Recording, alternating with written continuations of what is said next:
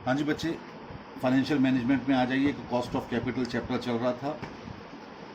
अब जल्दी से डेली एफएम की क्लास और अकाउंट्स की क्लास दोनों कोशिश करेंगे 45 मिनट से ऊपर रहें, जिससे कि सिलेबस में तेज़ी आ जाए। ग्रुप 1 कंप्लीट हो चुका है, तो इसलिए अब वो टेंशन ख़त्म हो गई। कॉस्ट ऑफ कैपिटल को एक बार रिवाइज किए देता हूँ। आपको बताया गया था कि बिजनेस में ये फाइनेंस डिसीजंस में से जब लिए जाते हैं, फाइनेंस के लिए डिसीजंस, उनमें से ये एक टूल है जो ये पता करता है कि आखिर आपको कौन से सोर्स से कैपिटल मंगवाने पर कितनी लागत खर्च करनी पड़ रही है। कॉस्ट का मतलब आप जानते हैं, सेक्रीफाइस करना, किसी चीज़ को गेन करने के लिए सेक्रीफाइस करना। आप कोई प्रोडक्ट बनाते हैं, उस प्रोडक्ट को बनाते वक्त आपने जो जो सेक्रीफाइसेस किए, एक्सप्लिसिट कॉस्ट इम्प्लिसिट भी होती है, उन सब का टोटल कॉस्ट कहा जाता है। उसी प्रकार बिजनेस में debentures, preference share capital, equity share capital और रिटेन्ड अर्निंग्स, ये 4 ऐसे सोर्स ऑफ फाइनेंस होते हैं जहां से हम फाइनेंस करते हैं अपने बिजनेस को। पहले वाले तीनों ये एक्सटर्नल हैं।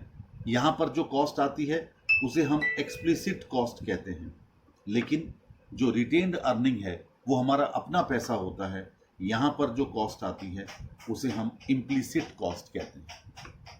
डिबेंचर्स 2 प्रकार के थे, आपको बताया गया, डेट्स इररिडीमेबल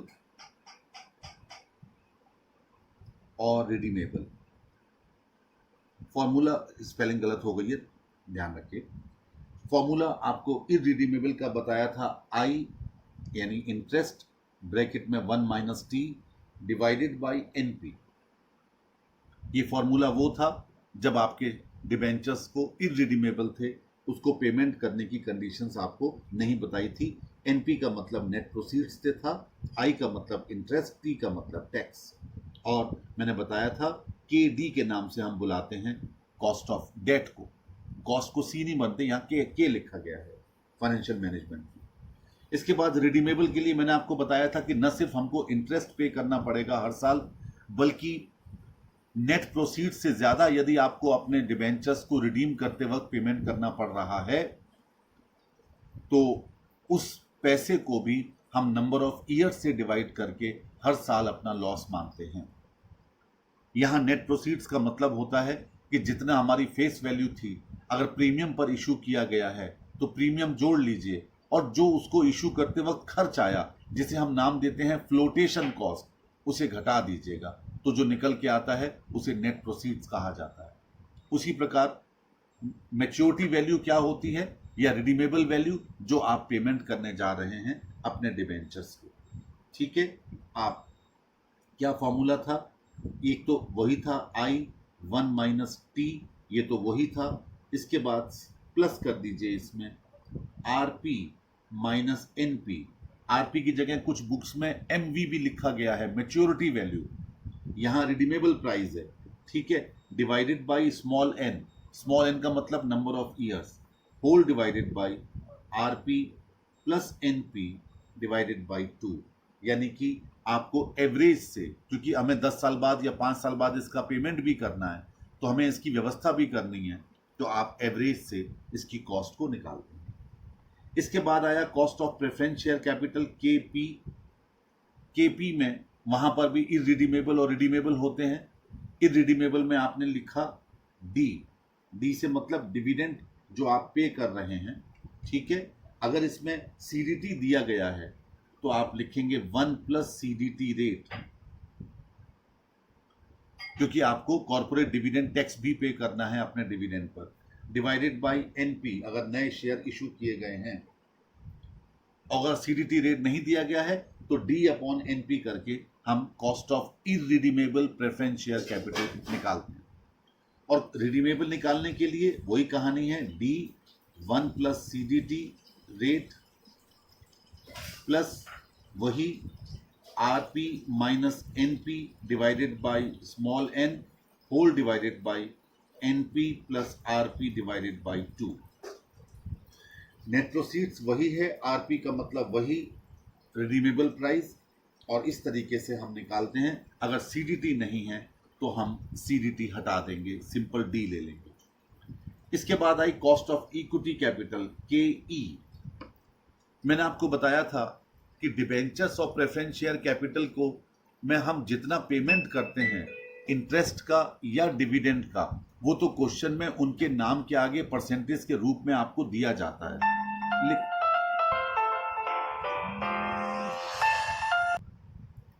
हाँ जी, तो कॉस्ट ऑफ इक्विटी कैपिटल के लिए हमारे पास कोई फिक्स्ड रेट नहीं होती, तो ऐसी दशा में हम लोग क्या करते हैं, वहां अलग अलग मॉडल्स लेते हैं और कुल मिलाकर के 5 मॉडल्स नजर आते हैं अलग अलग बुक्स में। पहला मॉडल होता है डिविडेंड यील्ड मॉडल, यानी हम ये मान करके उसकी कॉस्ट निकालते हैं कि पिछले वर्षों में डिविडेंड कितना हमने पे किया था। अगर हम नए शेयर इशू कर रहे हैं, पहले ऑलरेडी हो चुके थे, और अगर हम नई कंपनी हैं तो ये देखते हैं कि हमारे जैसी सेम इंडस्ट्री में जो कंपनीज हैं वो किस हिसाब से डिविडेंड पे कर रही हैं। उस आधार पर हम कॉस्ट ऑफ इक्विटी कैपिटल निकालते हैं। ठीक है, फॉर्मूला था DPS upon NPS, Delhi public school divided by modern public school, मतलब dividend per share divided by market price per share. ठीक है, अगर नए शेयर इशू किए जा रहे हैं तो फॉर्मूला था डीपीएस अपॉन एनपी। एनपी से मेरा मतलब नेट प्रोसीड से था। इस मेथड की कई सारी क्रिटिसिज्म है, वो आप मेरी बुक में देख लीजिएगा, वो सब लिख रखा है। यहाँ पर बार बार उसे रिपीट करने का कोई मतलब नहीं बनता। और फिर एक बात बताऊं, अगर यहाँ पर भी आपको सीडीटी दिया गया है तो फॉर्मूले में वही बदलाव, DPS 1 plus CDT rate divided by MPS और DPS 1 plus CDT rate divided by NP, नए शेयर्स के लिए एनपी। दूसरा मॉडल था earning yield model. Earning yield model यानी ये बताया गया कि डिविडेंड को ही ध्यान में रख करके क्या इन्वेस्टर्स पैसा लगाएंगे, क्या वो ये नहीं चाहते कि उनकी शेयर का कैपिटल एप्रिसिएशन हो, क्योंकि बिजनेस में जितना पैसा कंपनी रिटेन कर लेती है वो भी तो अल्टीमेटली शेयर होल्डर्स का ही तो होता है, और जितना पैसा कंपनी रिटेन करेगी, कंपनी के शेयर की इंट्रिंसिक वैल्यू यानी इंटरनल वैल्यू, अमालगमेशन का चैप्टर ग्रुप 2 में जब पढ़ेंगे ये पॉइंट बार बार बताया जाएगा आपको, वो बढ़ जाती है। और जब इंटरनल वैल्यू या इंट्रिंसिक वैल्यू बढ़ती है तो कंपनी के शेयर की मार्केट वैल्यू भी बढ़ जाती है। लेकिन डिविडेंड यील्ड मॉडल में इस चीज को ध्यान में नहीं रखा गया था, तो उन्होंने इसका इंप्रूव्ड फॉर्मूला निकाल दिया और वो था अर्निंग यील्ड मेथड या अर्निंग यील्ड मॉडल। यहां पर क्या किया गया, वो फॉर्मूले में बदलाव कर दिया गया, ईपीएस अपॉन एमपीएस कर दिया गया या ईपीएस अपॉन एनपी कर दिया गया। चूंकि यहां पर अर्निंग ही ली जा रही है, डिविडेंड नहीं लिया जा रहा, इसलिए यहां पर सीडीटी का खेल ही खत्म हो गया। क्योंकि इस अर्निंग में सीडीटी भी शामिल है ऑलरेडी, तो दोबारा से शामिल करने का कोई तथ्य ही, कोई फैक्ट ही नहीं बनता, क्योंकि डिविडेंड तो अर्निंग का एक पार्ट होता है और उसी डिविडेंड पर आपको टैक्स भी पे करना पड़ता है अपनी अर्निंग में से। तो वहां पर तो आपने सीडीटी रेट ले लिया, प्लस कर दिया, लेकिन यहां पर आप कोई भी सीडीटी रेट नहीं ले रहे हैं, क्योंकि वो आप टोटल अर्निंग ही ले रहे हैं और अर्निंग में वो सीडीटी रेट भी शामिल है। मेरे ख्याल यहीं तक लास्ट टाइम हुआ था। अब मैं आज का नया लेक्चर शुरू करने जा रहा हूं आपके इस कॉस्ट ऑफ इक्विटी का तीसरा मॉडल, और तीसरा मॉडल था dividend yield plus growth method, growth model. Dividend yield plus growth model. देखिए बच्चे, यहां पर जो क्रिटिसिज्म था इससे पहले वाले मेथड्स का, चाहे वो डिविडेंड यील्ड मॉडल था चाहे वो अर्निंग यील्ड मॉडल था, उसका एक बड़ा भारी क्रिटिसिज्म था कि इन्वेस्टर खाली प्रेजेंट देख रहा है, जबकि पैसा वो फ्यूचर के लिए लगा रहा है। तो फ्यूचर में वो कंपनी कितना डिविडेंड बढ़ा सकती है या कितनी अर्निंग बढ़ा सकती है, उसको तो ध्यान में रखा ही नहीं गया। ऐसी दशा में उन दोनों मेथड की क्रिटिसिज्म के बाद ये मेथड सामने आया जिसका नाम है dividend yield plus growth method. ये मेथड आप जिस किसी क्वेश्चन में लगाएंगे, ध्यान से सुन लीजिए मेरी बात को, जिस किसी क्वेश्चन में आप लगाएंगे उस क्वेश्चन में आपको ग्रोथ रेट जरूर दी गई होगी। उस ग्रोथ रेट से आप इस मेथड को आगे बढ़ा सकते हैं। फॉर्मूला है के ई बराबर D1 अपॉन P0। 1 को सबस्क्रिप्ट में लिखना है, P के आगे 0 को भी सबस्क्रिप्ट में लिखना है, प्लस G। और फॉर्मूला हो गया D1 upon NP plus G। अब जरा गौर कीजिए, ये D1 क्या है? ये गलती होती है अक्सर बच्चों से। ये है dividend at the end of the year.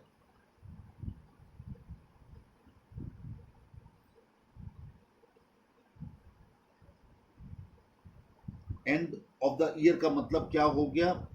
DO या D0, O नहीं है, D0 है 1 प्लस G ब्रैकेट में। दरअसल होता क्या है मैं आपको बताऊं, क्वेश्चन में आपको डीपीएस दिया गया। डीपीएस कौन से साल का होगा? वो मान लो 2020 में आप क्वेश्चन सॉल्व कर रहे हो, ध्यान से सुनना मेरी बात। तो आपको जो डीपीएस क्वेश्चन में मिला होगा तो वो कौन से ईयर का होगा?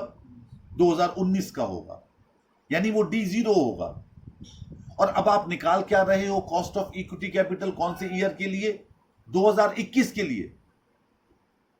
20 के लिए नहीं निकाल रहे हो। 20 में जो बंदा पैसा लगा रहा है उसको डिविडेंड तो 21 से ही मिलना शुरू होगा ना। तो ऐसी दशा में जो क्वेश्चन में दिया जाता है डिविडेंड पर शेयर, वो बेटे D0 होता है। पहले उसमें ग्रोथ बढ़ाइए, D1 पर लाइए, उसके बाद फिर ग्रोथ जोड़िए, क्योंकि 2019 का आपको जो डीपीएस मिला है वो D0 है। पहले उसे 2020 में लेकर के आइए, फिर 2021 के लिए ग्रोथ उसमें ऐड कीजिए। और इसमें नई बात क्या आई? P0। P0 क्या है? P0 का मतलब है market price. Market price per share now. क्योंकि आज आप पैसा लगा रहे हो तो आज आपको मार्केट प्राइस के हिसाब से पैसा लगाना पड़ेगा। तो P0 लेना है, P1 नहीं लेना है, क्योंकि पैसा तो आज लग रहा है लेकिन डिविडेंड आपको मिलेगा 1 साल बाद। आप इसके आगे लिख सकते हैं at the beginning of the year, oblique करके, यानी 0 जहां लगा हुआ है उसका मतलब क्लियर हो गया कि ये एट द बिगिनिंग है, और जहां 1 लगा हुआ है वो एट द एंड होता है। जी क्या है साहब? जी का मतलब ग्रोथ रेट। मैंने आपसे कहा क्वेश्चन में जरूर दी जाएगी ग्रोथ रेट। तो जी फॉर ग्रोथ रेट। एनपी आप जानते ही हैं, अगर नए शेयर इशू हो रहे हैं तो वो होता है नेट प्रोसीड्स। लीजिए तीसरा मॉडल भी आ गया जिसका नाम है dividend yield plus growth model. ठीक है, बहुत सिंपल सिंपल छोटे से हैं। अब चौथा मॉडल वो क्या कहता है? वो कहता है कि हम करेंगे, अच्छा फिर इसमें सीडीटी रेट अगर दी गई हो तो फिर क्या करोगे? D1 1 plus CDT rate divided bye P0 या फिर NP प्लस G। यानी इसी फॉर्मूले में सीडीटी रेट दी गई है तो सीडीटी रेट और ऐड कर दी जाएगी, बाकी कहानी वही है। अब चौथा है earning yield plus growth method. Earning yield plus growth method.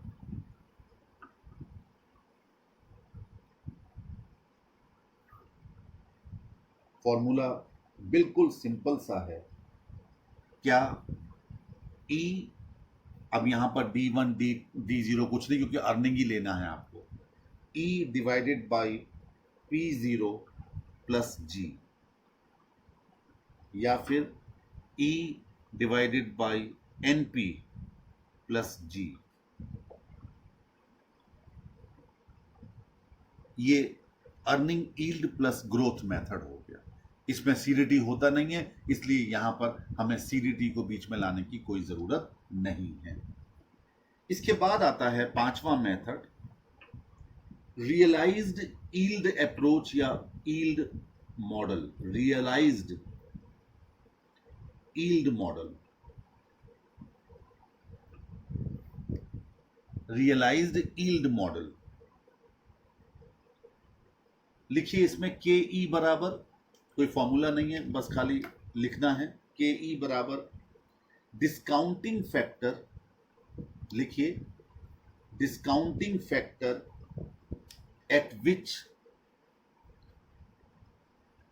Amount invested in the shares, amount invested in the shares by the shareholders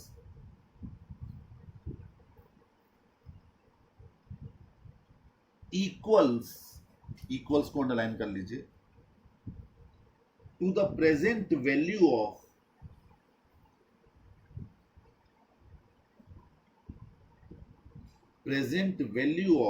return actually realized by the investors. Return actually realized by the investors. अब जो बात आपने लिखी last वाली, उसका मतलब क्या है? दैट इज, ब्रैकेट में लिख लीजिए, that is dividend and the actual capital appreciation. Dividend plus actual capital appreciation.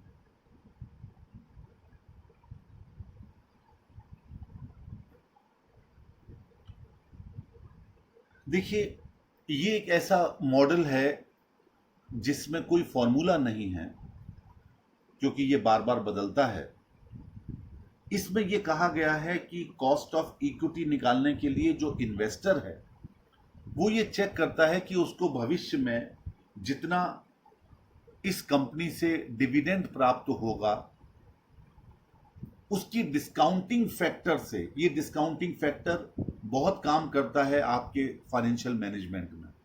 जैसे अगर आपने 1 रुपए आज कमाए, तो 1 साल बाद अगर 10% का डिस्काउंट रेट चल रहा है, तो वो 1 रुपया 0.909 के बराबर हो जाएगा।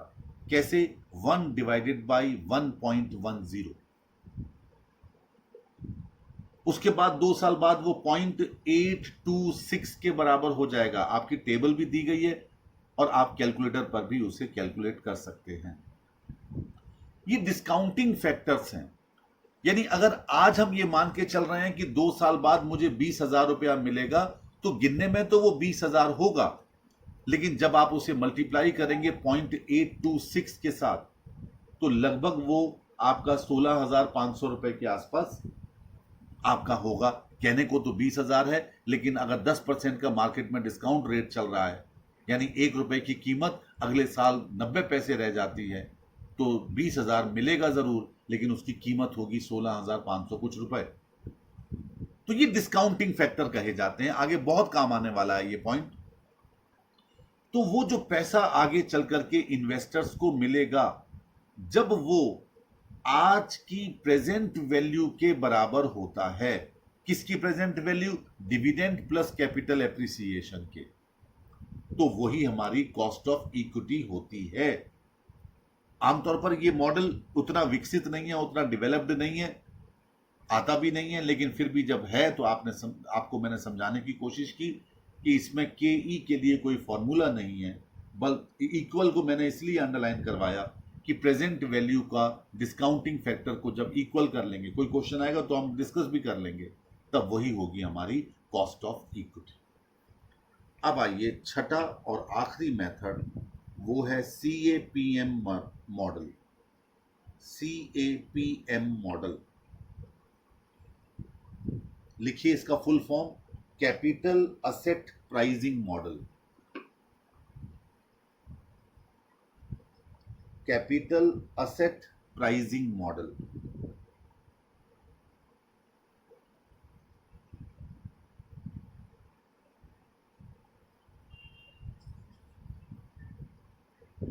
देखिए, दरअसल इस मॉडल में एक बेस लिया गया, और वो बेस क्या था? High risk high profit. ये फाइनेंशियल मैनेजमेंट का डिग्री ऑफ रिस्क के बारे में कहना है कि जब जब आप रिस्क ज्यादा लेंगे, आप उतना ही उस धंधे से, उस बिजनेस से प्रॉफिट एक्सपेक्ट करेंगे। जहां जहां रिस्क कम होगा, वहां वहां स्वाभाविक रूप से आपको प्रॉफिट कम होगा। आपके पास पैसा है, आप बैंक में उसे फिक्स डिपॉजिट करवा दीजिए, कोई रिस्क नहीं है। अब तो खैर रिस्क होने लगा है वहां पर भी, लेकिन आमतौर पर रिस्क कम है। तो आपने वहां पैसा लगा दिया, तो वो रिस्क फ्री रिटर्न देगा आपको। ध्यान से सुनिए मेरी बात, रिस्क फ्री रिटर्न। आपने LIC में लगा दिया, वहां और रिस्क कम है, क्योंकि LIC के पास अपनी लाखों करोड़ की प्रॉपर्टीज है। लोग LIC में पैसा क्यों लगाते हैं? उसके पीछे यही रीजन है कि LIC के जितनी भी बिल्डिंग्स हैं पूरे ऑल ओवर इंडिया और आगे 17, 18, 20, 22 देशों में वो और बिजनेस कर रही है। मुझे एग्जैक्टली पता नहीं कितने देशों में, लेकिन बहुत देशों में कर रही है। हर जगह उसने अपनी प्रॉपर्टीज खरीदी है। बाकी HDFC है, चाहे बाकी जितने भी इंश्योरर्स हैं, कोटक महिंद्रा है या SBI लाइफ है, इनकी सारी किराए की प्रॉपर्टीज है। आप देख लीजिए आगरा में भी ये जितने भी HDFC के जितने भी प्रॉपर्टीज हैं, सारी किराए की हैं। इसलिए इन पर खतरा ज्यादा बना रहता है, लेकिन LIC पर खतरा नहीं है, उसकी अपनी सारी बिल्डिंग्स हैं। आप कभी उसकी बैलेंस शीट देखिए तो उसमें फिक्स असेट लाखों करोड़ की। खैर, तो जब LIC में आपने पैसा लगाया, वहां रिस्क कम है तो वहां रिटर्न भी कम है। आप बैंक की FD में पैसा लगाते हैं, रिस्क कम है तो वहां रिटर्न भी कम है। अब अगर कोई इन्वेस्टर आपके बिजनेस में, आपसे मेरा मतलब कंपनी के इक्विटी शेयर्स में वो पैसा लगाना चाह रहा है, तो वहां पर रिस्क ज्यादा है। और जब वहां रिस्क ज्यादा है तो वो चाहेगा कि उसे रिस्क फ्री रिटर्न जो मार्केट में है उससे ज्यादा पैसा मिले, उससे ज्यादा रिटर्न मिले। तो कहने का मतलब है, the logic of computation of cost of equity under CAPM model is that investors यानी equity shareholders expect a return more than risk-free rate for compensating them for taking risk. यानी cost of equity इस type की होनी चाहिए जिसमें उसे risk free return से ज्यादा पैसा मिले, यानी एक तरीके से उसको रिस्क लेने के बदले में प्रीमियम मिले। इसे कहते हैं रिस्क प्रीमियम। तो CAPM मॉडल इस पैटर्न पर बेस्ड है कि उसे न सिर्फ रिस्क फ्री रिटर्न मिले, प्लस रिस्क लेने का प्रीमियम भी उसे मिले, तब जाकर के कॉस्ट ऑफ इक्विटी मानी जाती है। ये अच्छा मॉडल है और इस मॉडल में एग्जाम में क्वेश्चन भी आते हैं। पहले फॉर्मूला लिख लेते हैं, उसके बाद आगे बढ़ेंगे। कॉस्ट ऑफ इक्विटी R और नीचे सबस्क्रिप्ट में F लिखिए,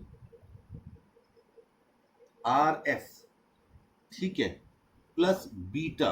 बीटा आप लोगों ने पढ़ा होगा जिन्होंने मैथ्स पढ़ा हुआ है, ठीक है। बीटा ब्रैकेट में E capital R capital, E capital R capital और M ब्रैकेट में सबस्क्रिप्ट में ERM minus RF, minus RF। ये फॉर्मूला बन गया CAPM मॉडल का। अब इसको एब्रीविएट कर लीजिएगा। एब्रीविएट क्या करना है? सबसे पहले RF बराबर risk free rate of return, risk free rate of return, question में आपको दिया जाएगा risk free rate of return. अब लिखिए ER ब्रैकेट में नीचे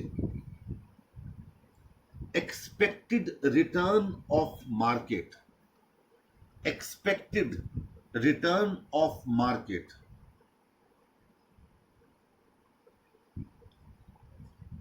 इसके बाद बीटा, ये क्या है? Beta coefficient, beta coefficient oblique करके लिखिए systematic risk, systematic risk oblique करके लिखिए sensitivity of the company, sensitivity of the company oblique करके लिखिए रिस्क इंडेक्स। ये क्वेश्चन में दिया जाता है generally.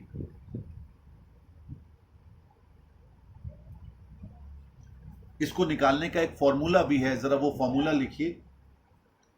SD of security, SD का मतलब standard deviation, divided bye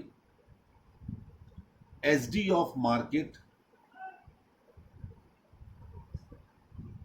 multiplied by correlation security and market यानी R, correlation between security and market यानी आर, आर स्मॉल बनता है कोरिलेशन के लिए।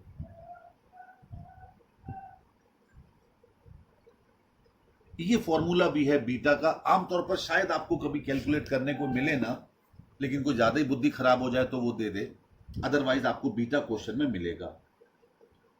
ठीक है, अब बाकी सारी चीजें तो आ गई। एक एब्रीविएशन और लिख लीजिएगा, ERM जो अभी आपने लिखा था, ERM माइनस RF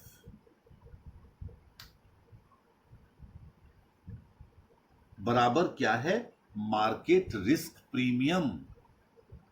मैंने कहा था कोई भी इन्वेस्टर न सिर्फ रिस्क फ्री रिटर्न चाहेगा बल्कि रिस्क लेने के बदले में प्रीमियम भी चाहता है। तो वो जो माइनस आपने किया था ब्रैकेट में फॉर्मूले में, वो दरअसल प्रीमियम के लिए है, और उस प्रीमियम को मल्टीप्लाई कर दिया बीटा के साथ, यानी कितनी सेंसिटिविटी है उस बिजनेस की, कितनी संभावना है, कितना इंडाइसिस है, इंडेक्स है, और फिर उसे रिस्क फ्री रिटर्न में ऐड कर दिया तो निकल के आ गया कॉस्ट ऑफ इक्विटी। यानी 6 मेथड हो गए इक्विटी शेयर कैपिटल की कॉस्ट के। यार इससे अच्छा तो डिबेंचर प्रेफरेंस शेयर कैपिटल थी, एक ही एक मेथड था। बट यहां पर dividend yield model, earning yield model, dividend yield plus growth model, earning yield plus growth model, realised yield model, और CAPM यानी कैपिटल असेट प्राइसिंग मॉडल। अब which approach is to be used, यानी equity share capital की cost में जब 6 model दिए गए तो कौन सी अप्रोच कहां पर यूज करनी चाहिए, ये एक प्रॉब्लम आती है। मैंने अपने देखिए क्या उसमें दे रखा है बुक में,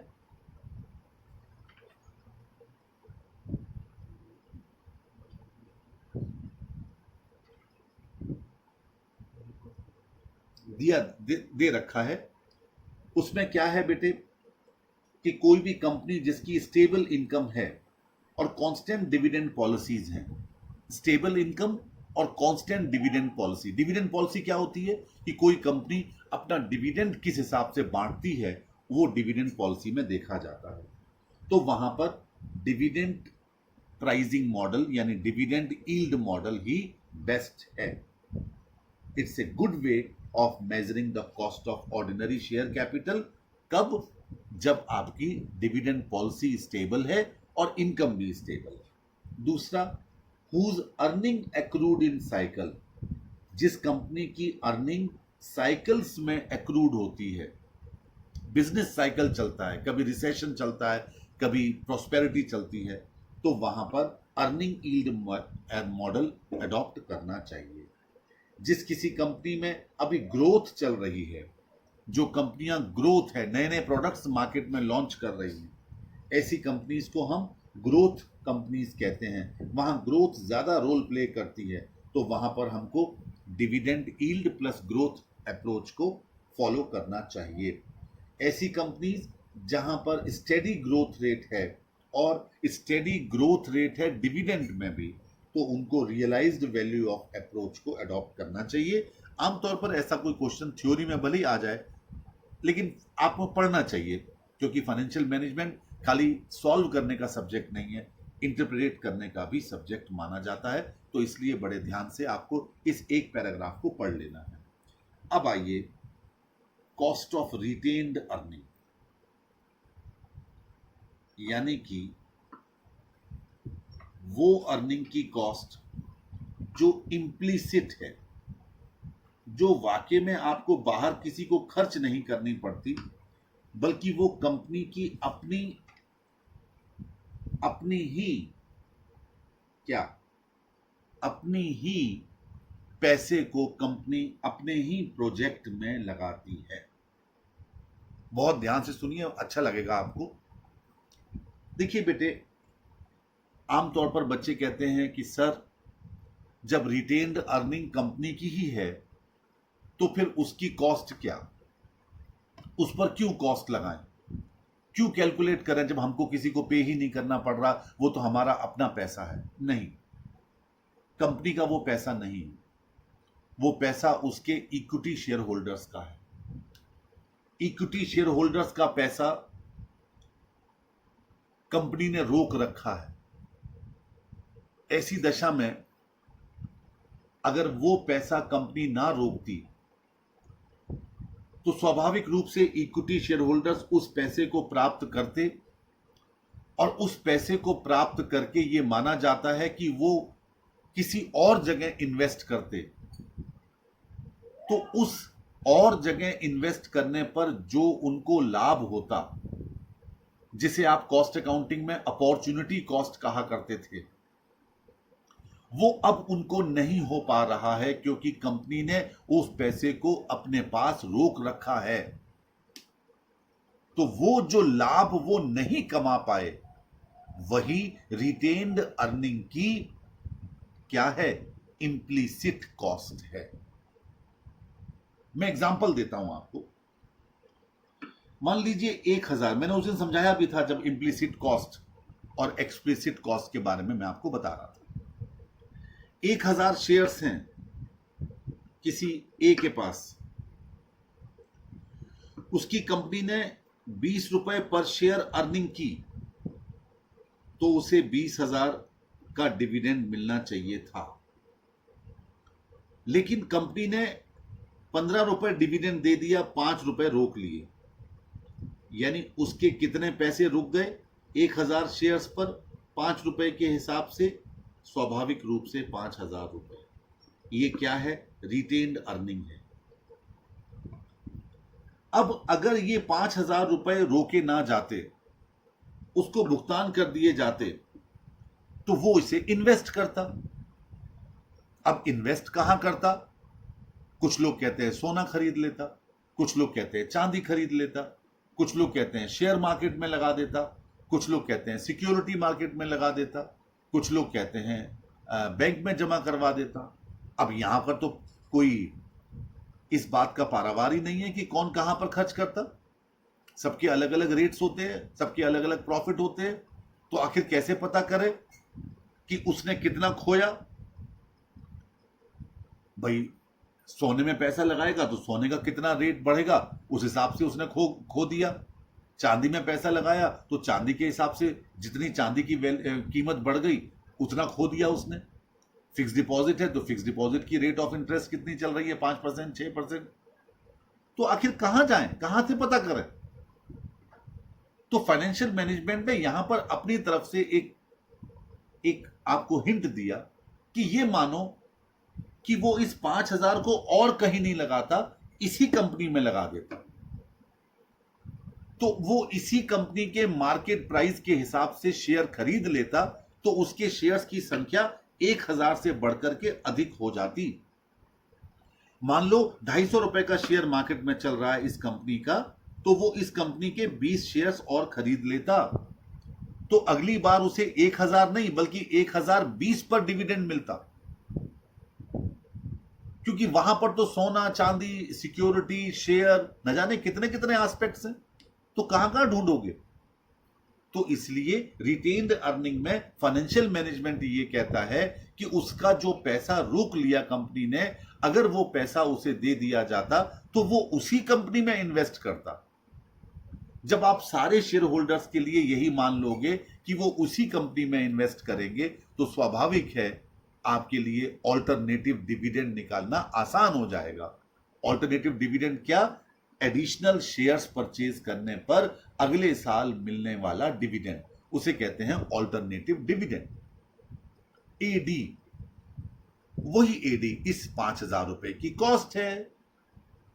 अब आप कहोगे सर आपने तो कह दिया कि एडी, फॉर्मूला लिखता हूं, A D upon R E, alternative dividend divided by R E, यानी आर ई का मतलब रिटेन्ड अर्निंग। लेकिन कई लोग बैठे हैं दिमाग के तेज, प्रथम भी बैठा है, कहता है कि अरे उसको डिविडेंड मिलता तो क्या वो अपना पर्सनल इनकम टैक्स पे नहीं करता उस पर? उसके बाद ही तो बची हुई रकम पर उसको फायदा होता। मान लो 20 शेयर्स उसने एडिशनल खरीद लिए, तो 20 शेयर्स खरीदने पर उसको डिविडेंड मिला, तो उसे आगे चल करके इनकम टैक्स भी तो पे करना पड़ेगा उस 20 शेयर्स के डिविडेंड पर। हाँ बिल्कुल सही है। तो ये लो, एडी के आगे लिख दिया 1 माइनस टीडी। कुछ बुक्स में टीपी भी लिखा हुआ है। टीडी मैंने क्या लिखा, डी सबस्क्रिप्ट में लिखा करो, इंडिविजुअल टैक्स रेट। और जो लिखते हैं टीपी वो कहते हैं पर्सनल टैक्स रेट। कहीं पर आपको टीडी लिखा हुआ मिल जाए एक ही बात है, टीपी लिखा हुआ मिल जाए एक ही बात है। हाँ अब ठीक आया, ये कंसेप्ट ठीक आया सर। अब कुछ और भी बैठे हैं बड़े बड़े खिलाड़ी खतरों के, वो कहते हैं सर आपने रिटेन्ड अर्निंग को सीधा सीधा डिवाइड कर दिया। रिटेन्ड अर्निंग की होने की वजह से, ध्यान दीजिए मैं बहुत डीप ले जा रहा हूं आपको, शायद आपको इस डीपनेस की जरूरत ना पड़े इस चैप्टर में, लेकिन फिर भी मुझे जितना आता है बेटे मैं उतना बताने की कोशिश करता हूं हर बच्चे को। हो सकता है फाइनल में ये काम आ जाए, क्योंकि फाइनल में भी ये फिर आएगा फाइनेंशियल मैनेजमेंट। वो कहता है कि रिटेन्ड अर्निंग आपने 5,000 से डिवाइड कर दिया, लेकिन ऐसा भी तो होगा कि 5,000 रुपए रिटेन्ड अर्निंग होने की वजह से उसकी शेयर की वैल्यू बढ़ गई होगी। तो फिर शेयर की वैल्यू बढ़ी होगी तो कैपिटल गेन बढ़ा होगा, तो कैपिटल गेन की टैक्स रेट लगेगी आरई पर। तो कुछ किताबें इतना ज्यादा सोच गई हैं कि उन्होंने आरई के आगे 1 माइनस टीसी भी लिखा हुआ है। टीसी का मतलब कैपिटल गेन टैक्स रेट। ये है फाइनेंशियल मैनेजमेंट। मैंने कहा ना बेटे, अगर मेरे पास और समय मिल जाता 1 महीने का तो मैं फाइनेंशियल मैनेजमेंट में आपको पर कैच कबूतर बना देता, यानी वो कबूतर जिसके पर काट दिए जाते हैं फिर भी वो उड़ता रहता है। मेरा यही सब्जेक्ट है बेटा, मैंने इसी में पीएचडी की है, तो बोलने के लिए बहुत है मेरे पास। तो कहने का मतलब क्या हो गया कि आरई में वो क्या करते हैं, वो टीसी भी लेस कर देते हैं। टीसी का मतलब है कैपिटल गेन टैक्स रेट। किसी क्वेश्चन में आ जाए तो ठीक है, ना आए तो टेंशन मत करना, बस दिमाग में रखो कि इस सिचुएशन तक ये चैप्टर जा सकता है। लेकिन खैर डरा नहीं रहा हूं। अब आपको करना क्या है कॉस्ट ऑफ रिटेन्ड अर्निंग में, बहुत सिंपल वे। सबसे पहले कॉस्ट ऑफ इक्विटी लेनी है। रिटेन्ड अर्निंग के लिए कॉस्ट ऑफ इक्विटी लेनी है, वही 6 मॉडल में से किसी भी एक मॉडल से। 6 मॉडल क्या? वही dividend yield model, earning yield model, dividend yield plus growth model, earning yield plus growth model, realised yield model और CAPM capital asset pricing model. वो निकालने के बाद फिर आप इसे किसमें बदलेंगे? बदलेंगे आप इसे RE में। लीजिए KRE, यानी cost of retained earning, KRE। RE generally small बनाते हैं, लेकिन आप अपनी स्टडी में देख लेना वहां क्या बनेगी। फॉर्मूला क्या बना, KE यानी कॉस्ट ऑफ इक्विटी कैपिटल, किसी भी मॉडल से निकाली आपने, ब्रैकेट में 1 माइनस TP यानी पर्सनल इनकम टैक्स। और बड़े खिलाड़ी हैं खतरों के, वो कहते हैं सर ब्रोकरेज भी तो पे की होगी शेयर खरीदते वक्त, तो आगे लगा देते हैं 1 माइनस B फॉर ब्रोकरेज।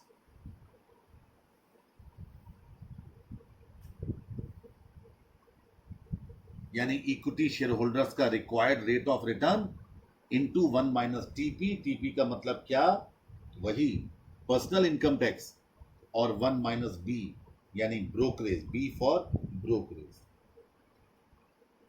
ठीक है, जब CDT आ गया तब क्या फॉर्मूला बनाइए, KRE cost of retained earning बराबर KE into 1 upon 1 plus CDT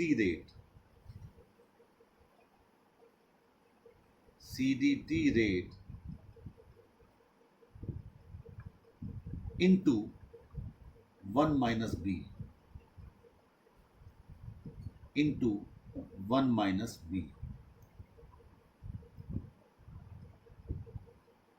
1 plus CDT rate ये डिवाइड किया गया 1 में, इंटू 1 माइनस ब्रोकरेज यानी कि वही जो आपने इन शेयर्स को खरीदने में खर्च किया।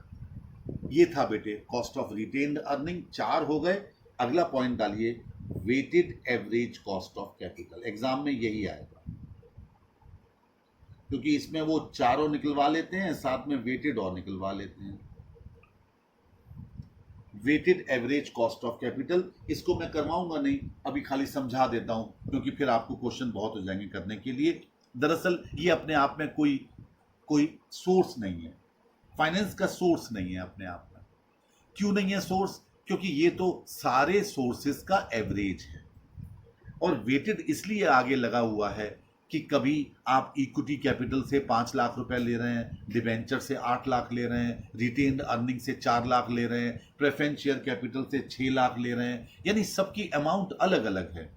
तो आप सबको एक ही तराजू पर कैसे तोल सकते हो, इसीलिए यहां weighted average cost of capital निकाली जाती है। यानी जो कॉस्ट ऑफ कैपिटल है उन सबको वेट दिए जाते हैं। ये वेट बुक वैल्यू वेट भी हो सकते हैं और मार्केट वैल्यू वेट भी हो सकते हैं। क्या करना होगा, आपने जो चारों की कॉस्ट निकाली वो तो आपको क्वेश्चन में निकालनी पड़ेगी या दी जाएगी। उसके आगे अपने अपने वेट को मल्टीप्लाई करके आप प्रोडक्ट निकाल लेंगे, वेट इंटू COC का, यानी weight into cost of capital का, और उसमें फिर लास्ट में जो टोटल आएगा प्रोडक्ट का, उसमें नंबर ऑफ वेट्स जो आपने लिए थे उसका टोटल डिवाइड कर देंगे, तो weighted average cost of capital आ जाएगी। इस पर अगले लेक्चर में चर्चा करेंगे, और बेटे अगले लेक्चर में ही मैं इस चैप्टर को समाप्त करूंगा। आज इसको सुनने के बाद कॉस्ट ऑफ इक्विटी के क्वेश्चन निपटाइए, जो प्रॉब्लम हो मुझसे साथ साथ पूछते चलिएगा। कॉस्ट ऑफ रिटेन्ड अर्निंग भी आज कीजिए। अगले लेक्चर में मैं इस चैप्टर को कंक्लूड करूंगा और नए चैप्टर की तरफ बढ़ जाएंगे। That's all.